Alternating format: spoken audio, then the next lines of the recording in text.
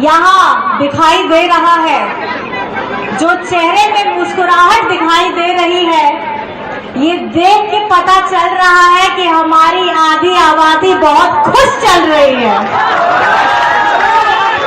कि नहीं खुश? और झारखंड में जो फिजा बदल गई है, हवा की रुख बदल गई है, इसमें सबसे बड़ा योगदान आदरणीय बेबी देवी जी का है और आदरणीय हेमंत सोरेन जी का है कि जिन्होंने एक ताकत दी है, आत्मविश्वास जगाया है, आर्थिक स्वरूप से, मानसिक स्वरूप से हमारी आधी शक्ति को ताकत देने का काम किया है। झारखंड में अगर अभी कुछ चल रहा है तो मैया चल रहा है, मैया सम्मान चल रहा है, झारखंड मुख्यमंत्री मैया सम्मान योजना चल रहा है। लेकिन आज ये चुनावी पर्व है, सब जोश में है, खरोश में है, खुश है, लेकिन कहीं ना कहीं मैं ये समझती हूँ इस भारी भीड़ में भी एक ऐसे व्यक्तित्व की कमी हमें सबसे ज्यादा खलती है, जिसे हम असली टाइगर जगन्नाथ दा कहते हैं। और मैं जो महसूस करती हूँ अमर रहे और उनकी आत्मा को शांति मिले, लेकिन ऊपर से वो ढेर सारा आशीर्वाद दे, क्योंकि जिन्होंने कोविड के समय में उनका खुद का इलाज हो रहा था, लंग ट्रांसप्लांट हुआ था, उसके साथ उनकी जो जिम्मेदारी उनको दी गई थी विधायक के तौर पे, मंत्री के तौर पे, मैं कहीं ना कहीं समझती हूँ उन्होंने अपनी जान को पीछे रख करके अपने झारखंड वासियों को सबसे ज्यादा तवज्जो दिया, अपनों को, अपने परिवार वालों को पीछे छोड़ करके अपनी जान की कुर्बानी दी। और उस कोविड की अवस्था में भी जब हेमंत सोरेन जी उन्हें कहते थे कि आप दादा आराम करिए, इन्फेक्शन होने का चांस बहुत ज्यादा है, उस वक्त में भी मुझे लगता है उन्होंने अपने बारे में भी नहीं सोचा। और आज ये मंच खाली है, ये मंच कहीं ना कहीं मैं समझती हूँ ये हमारा दुर्भाग्य है कि आज हमारे बीच में जगन्नाथ दा नहीं है, लेकिन उसके साथ में ये सौभाग्य की बात है कि आज हमारे बीच में आदरणीय बेबी देवी जी हैं। और मैं जोरदार आप लोग ताली बजाइए आदरणीय बेबी देवी जी का, जिन्होंने इस कोविड में अपना सुहाग खोया, अपना मंगलसूत्र खोया, लेकिन अपनी चेहरे की उनके दुख को छुपा करके हमारी झारखंड की मैया का चेहरे में जो उन्होंने चमक लाने का काम किया है, मैं तहे दिल से शुक्रिया अदा करना चाहती हूँ आदरणीय बेबी देवी जी के साथ। और मैं ये कहना चाहती हूँ, इनके साथ मुझे सफर करने का मौका मिला मैया सम्मान यात्रा का, और कहीं ना कहीं बहुत सीखने को मिला। जीतिया का पर्व था और जीतिया के पर्व में मैडम हम लोग के साथ थी, दीपिका मैडम थे, हम थे, साथ में थे। और दिन हमने सुबह से यात्रा आरंभ की थी, बहुत लंबी यात्रा थी, लेकिन उस यात्रा में मैडम निर्जल होकर के, आदरणीय मैडम निर्जल होकर के व्रत भी कर रही थी, सभा भी कर रही थी। और अंत में जब हमारी पांकी में सभा समाप्त होती है तो हम एक बगल में एक परिवार थे, वो लोग जितिया पर्व कर रहे थे, वहां हमने जितिया का पर्व मनाया। और मैं बहुत सौभाग्यशाली हूँ कि मैडम के माध्यम से मुझे जितिया पर्व करने का मौका मिला। और एक महिला उपवास में निर्जल होकर के अपने बच्चों की रक्षा के लिए, अपने परिवार को बांधने के लिए, उनको ताकत देने के लिए व्रत करती है। तो कहीं ना कहीं मुझे ये सीखने को मिला कि एक माँ, एक बड़ी भाभी, एक चाची, एक सास, एक बिटिया किस तरीके से, चाहे वो गृहिणी के रूप में हो, चाहे वो कामकाजी महिला हो, वो अपना फर्ज हर क्षेत्र में हर तरीके से निभाती है। और ये उदाहरण है आदरणीय बेबी देवी जी। और क्षेत्र में जिस तरीके का काम उन्होंने किया है, अभी हम आ रहे थे तो मैडम ने देखा, देखिए मैडम यहाँ पर में हम लोगों ने मॉडल स्कूल खोल लिया है। जो चमक थी इनकी आंखों में, जो बोलने का उत्साह था, वो देख के मैं समझ सकती हूँ कि जगन्नाथ दास का सपना हमारे झारखंड वासियों को शिक्षित कराने का, सशक्त कराने का, मजबूत करने का, मानसिक रूप से ये प्रयास, ये सपना अब निरंतर आगे चलता रहेगा, क्योंकि आदरणीय बेबी देवी जी ने कमान संभाल ली है, एक महिला ने कमान संभाल ली है। और आप समझते हैं, महिला कभी भी अपना घर क्या दूसरे का घर भी नहीं तोड़ती है, हर किसी को जोड़ करके आगे लेकर के बढ़ने का काम करती है। आज चुनाव का माहौल है, चुनावी सभा है, लेकिन कहीं ना कहीं मैं समझती हूँ कि झारखंड चुनाव के समय से अपने चुनाव के समय के पहले चुनाव में आ गया है। और कहीं ना कहीं ये हमारे केंद्र सरकार की जितनी एजेंसियां हैं, ये नहीं चाहती हैं कि हमारे झारखंड की आवाम को सही तरीके से चुनाव में डाला जाए। पहले ये चुनाव पहले कराते हैं, समय से पहले, और पहले झारखंड में चुनाव 5 चरण में होते थे, अब ये 2 चरण में सीमित कर दिया है इन्होंने। ये नहीं चाहते हैं कि हमें, हमारी झारखंड मुक्ति मोर्चा के लोगों को ये ताकत मिले कि वो अपना प्रचार अच्छे से कर सके। इन्होंने 2 चरण में इस चुनाव को किया। और आपको बात जानकर हैरानी होगी,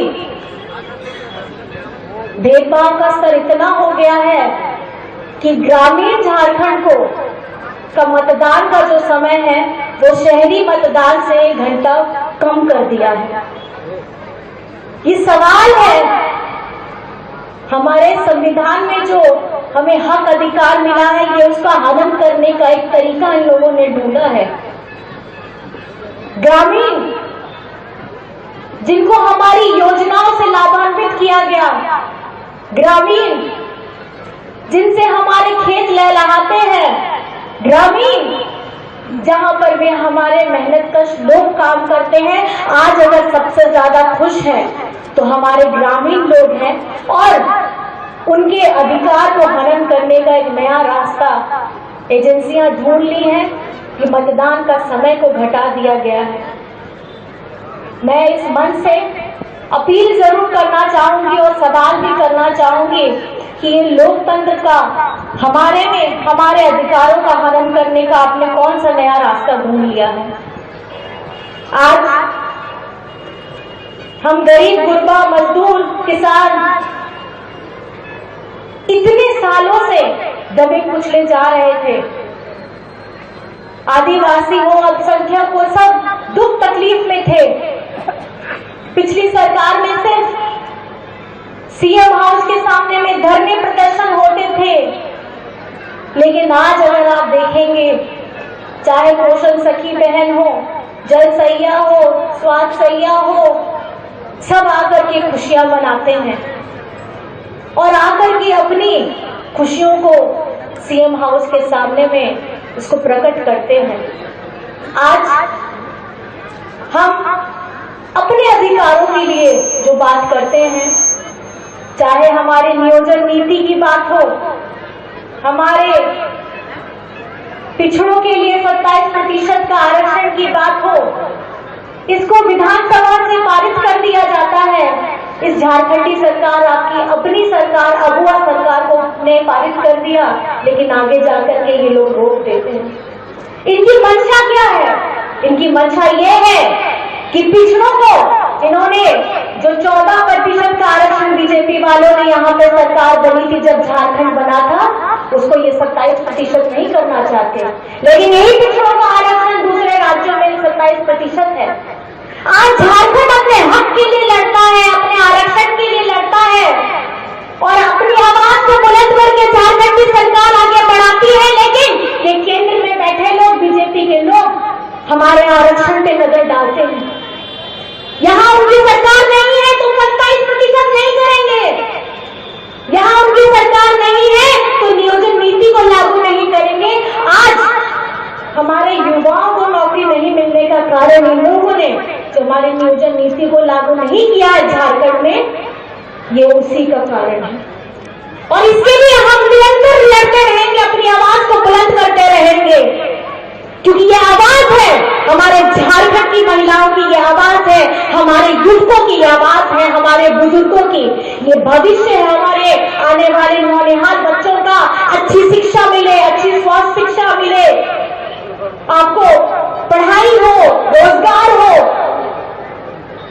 आपका भविष्य सुदृढ़ हो, इसके लिए प्रतिबद्ध है ये झारखंड सरकार। ये आपका बेटा की सरकार है, ये आपके दादा की सरकार है, ये आपकी अपनी सरकार है। आज हम निरंतर अपनी आवाज को बुलंद करते हैं। हेमंत सोरेन जी ने केंद्र सरकार से अपना बकाया भी मांगा है। आपको पता है कितना बकाया है? 1,36,000 करोड़।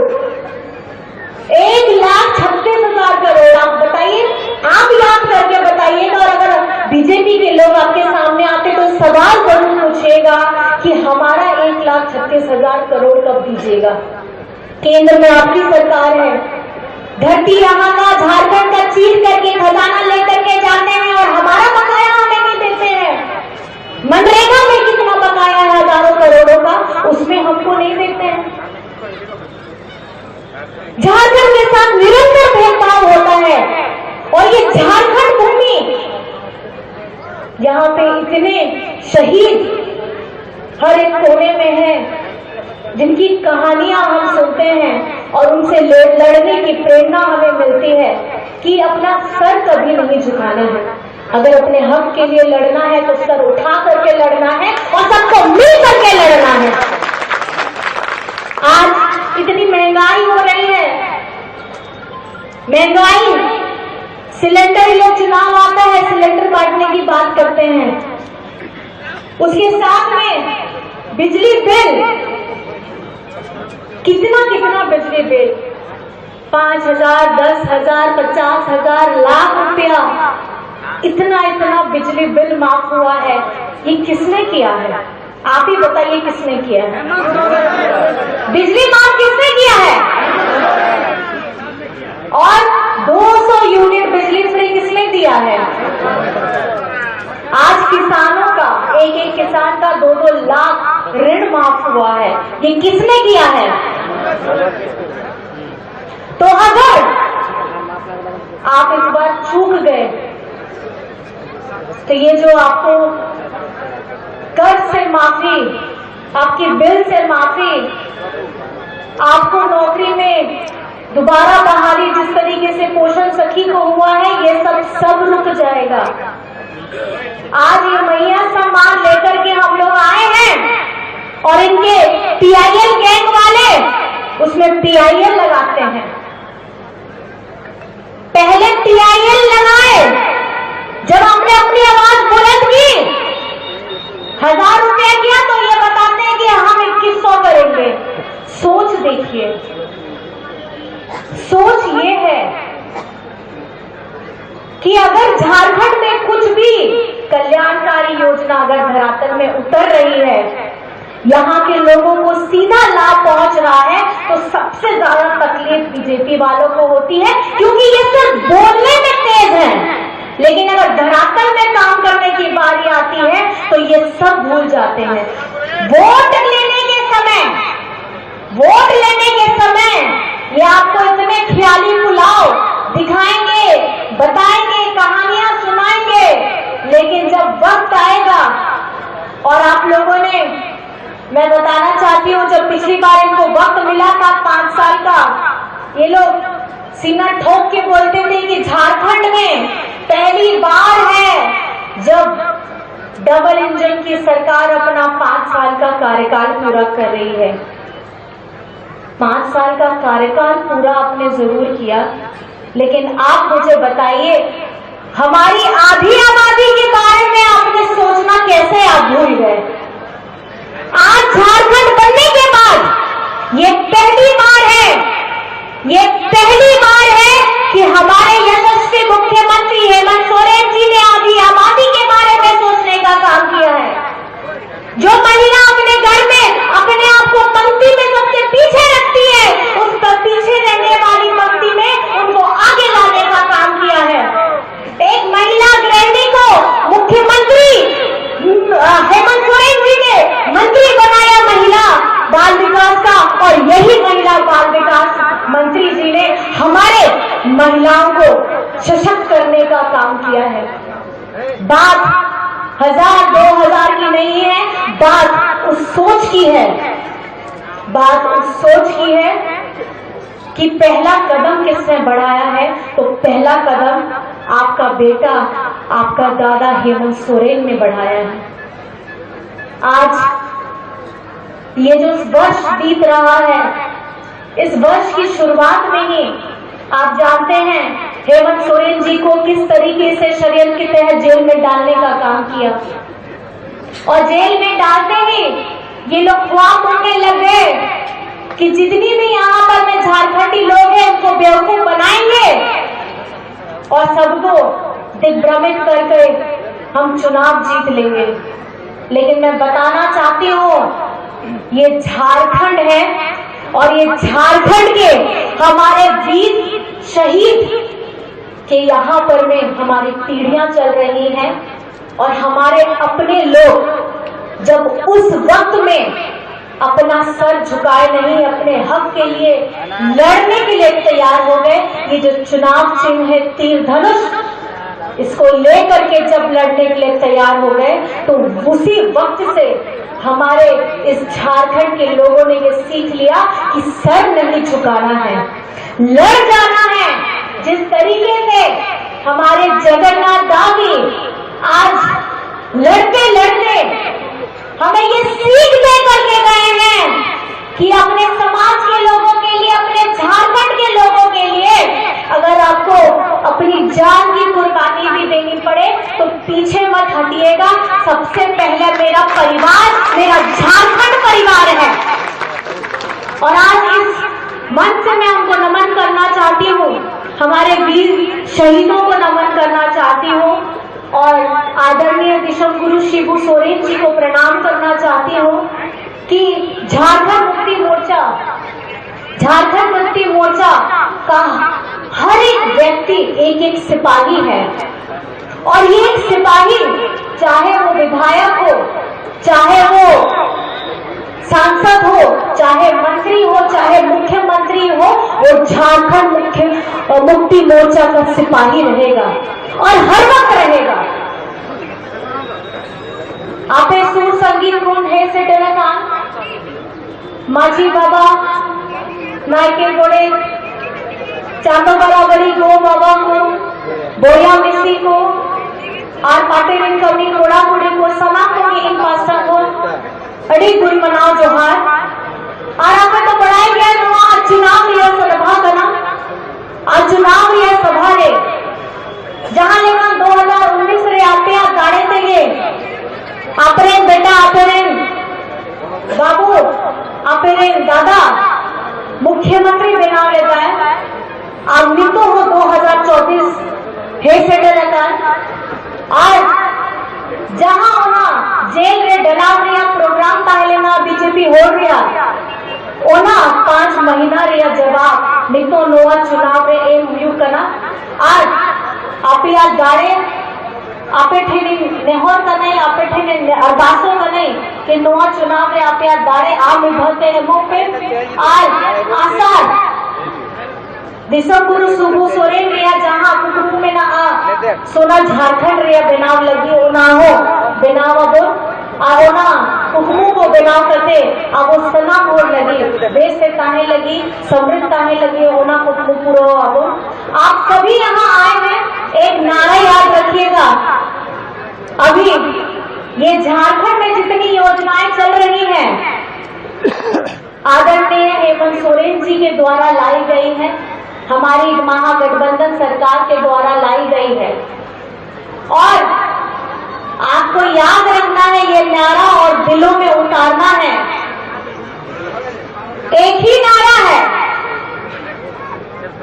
एक ही नारा है, हेमंत दोबारा है।